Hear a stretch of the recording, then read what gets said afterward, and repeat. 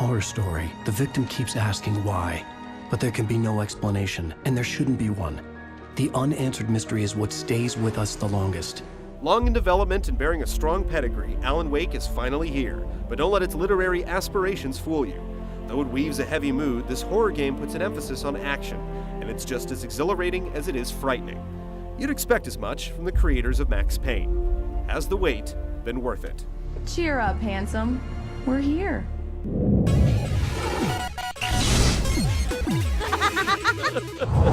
The loose sheets of paper were pages from a manuscript entitled Departure. That was the name I planned to use for the next novel I had never gotten started. Alan Wake, a successful author of hard-boiled thrillers, is afflicted by a dreaded condition that could threaten his very livelihood: writer's block. Hoping to get away for a spell and recharge his batteries, he takes his wife on vacation to the sleepy, idyllic northwestern town of Bright Falls. Friendly if prying locals? Check. Breathtaking views? Check. A reservation at a lonely, charming, rundown lodge situated at the center of a lake? Check too. What can go wrong? It's not like that. That's not... Alan? Quite a bit, and it's evident from the game's nightmarish outset. The picturesque town of Bright Falls is the perfect setting for backwoods horror, and Alan Wake utilizes it expertly to weave some truly harrowing moments. The story is structured episodically, and the game takes you where it needs to in order to tell it. The result feels well-paced, less like a sequence of game levels and more like, well, a serialized TV show. Were the script better, the story would be the total package, but it's hard to really believe in the characters. Alan Wake, a novelist from New York, takes to his role as spirit-slaying action hero a little too readily. The supporting cast is uniformly worse, routinely yanking you out of the brilliantly maintained atmosphere with absurd dialogue. All I'm saying is you gotta throw me a bone here, bestseller. For a group of people combating a formless horror that's seemingly able to conform their very surroundings to its vile whims, Wake and his friends sure do take their situation lightly. Any second now, and Stucky would be knocking on the door with his axe like Nicholson in The Shining. It's a shame, given everything that the game does right. It allows its story to unfold around you rather than dictate it through cutscenes, and it provides plenty of supplemental material in the form of in-game objects and manuscript pages that help paint the world and give the story context. The narrative-driven gameplay sequences are also done well, but too often a bad character or goofy line will pull the curtain back, and you'll find yourself sitting on your couch playing an action game. Just don't! I don't want to hear it! God damn it, Alice!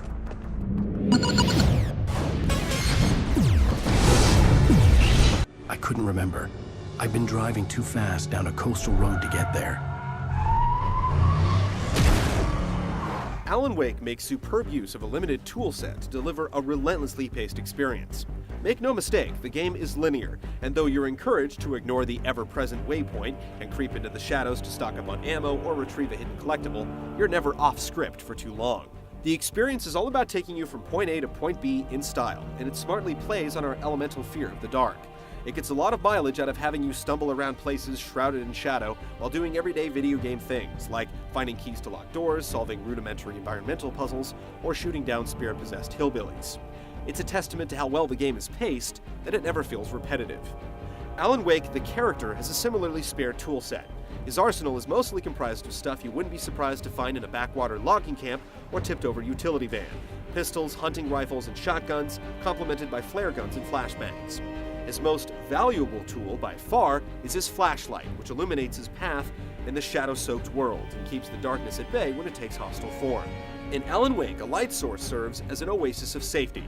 When you reach a checkpoint, you'll frequently have to jumpstart a generator to turn on a flood lamp before your progress is saved, quite often while a pack of bloodthirsty hillbillies are nipping at your heels. Though much of the game feels like a harried struggle for survival, it's far from a one-note experience. You'll do plenty of fighting against the Taken, which is what they call the spirit-possessed locals, but before the last episode wraps, you'll have contended with rooms full of murderous poltergeists, driven your fair share of miles down spooky backwoods highways and over the bodies of Taken, and rambled through the streets of Bright Falls, mixing with the locals while trying to get to the bottom of Wake's strange condition. There are plenty of set-piece sequences, all well done, and the best ones are unforgettable. The darkness that was pursuing me was growing stronger, and it was taking over everything in its path. Alan Wake is 6 episodes long, and each will take you anywhere from an hour or two and change to complete, depending on how much you dally. Whether it's due to its actual length or how relentless it feels, it's over before you know it. Though the ending is unambiguous about one thing: there will be more episodes coming. Thank you for coming here with me. I love you too. Go on. I'll promise to behave.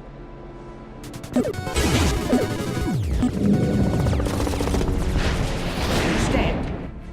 You're my best friend, and I'm worried that you're not right in the head. Whether or not it cares to call itself one, Alan Wake is an action game, and one with brutally satisfying mechanics to boot.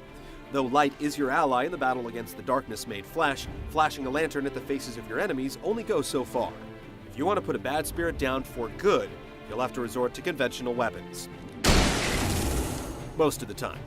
Wake always rolls with a flashlight and weapon akimbo, using the latter to aim the former. Flashing your light's beam causes enemies to rear back, but it drains its power quickly.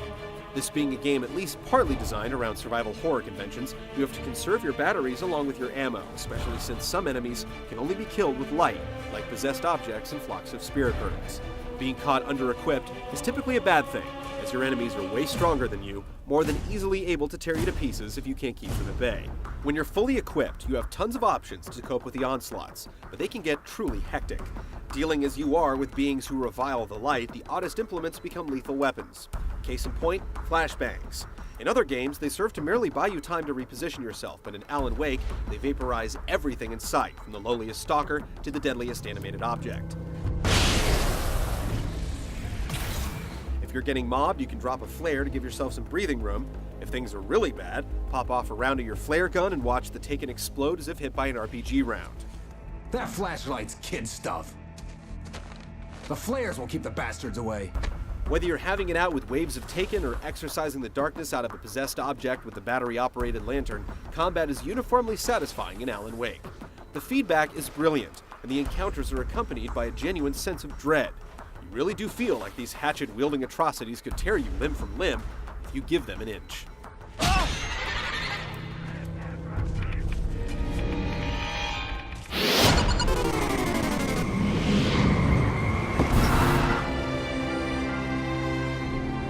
Alan Wake certainly paints a believable picture. Were it not for the fact that you know precisely what happens when the sun goes down, Bright Falls looks like the kind of place you'd want to go to get away from it all. There isn't a fraction of the place that feels like a game level. Even when it's at its most game-like, it completely sells you on the realness of its environments.